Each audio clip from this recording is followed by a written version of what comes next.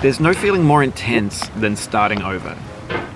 If you deleted your homework the day before it was due, as I have, or if you left your wallet at home and you have to go back after spending an hour in the commute. If you won some money at the casino and then put all your winnings on red but it came up black. If you got your best shirt dry cleaned before a wedding and then immediately dropped food on it. If you won an argument with a friend and then later discovered that they just returned to their original view. Starting over is harder than starting up.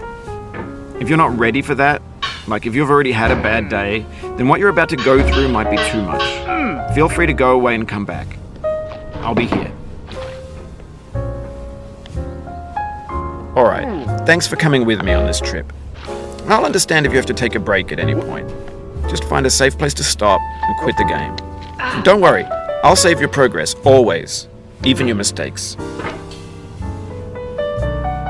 This game is a homage to a free game that came out in 2002, titled Sexy Hiking.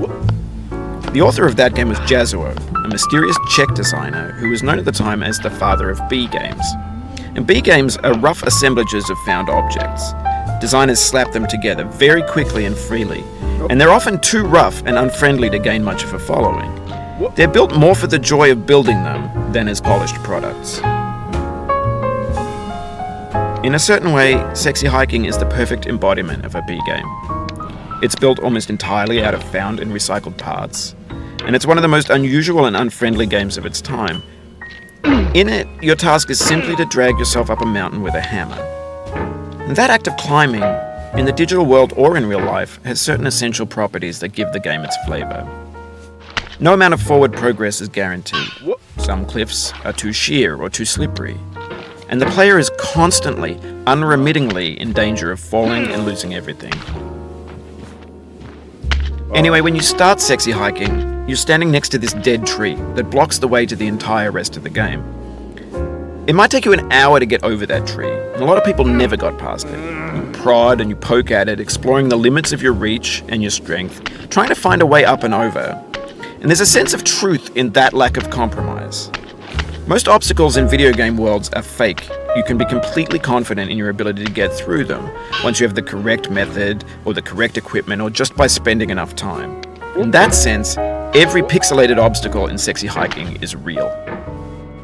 The obstacles in Sexy Hiking are unyielding, and that makes the game uniquely frustrating. But I'm not sure Jazuo intended to make a frustrating game. The frustration is just essential to the act of climbing, and it's authentic to the process of building a game about climbing. A funny thing happened to me as I was building this mountain. I'd have an idea for a new obstacle, and I'd build it, test it, and it would usually turn out to be unreasonably hard. But I couldn't bring myself to make it easier. It already felt like my inability to get past the new obstacle was my fault as a player rather than as a builder. Imaginary mountains build themselves from our efforts to climb them, and it's our repeated attempts to reach the summit that turns those mountains into something real. When you're building a video game world,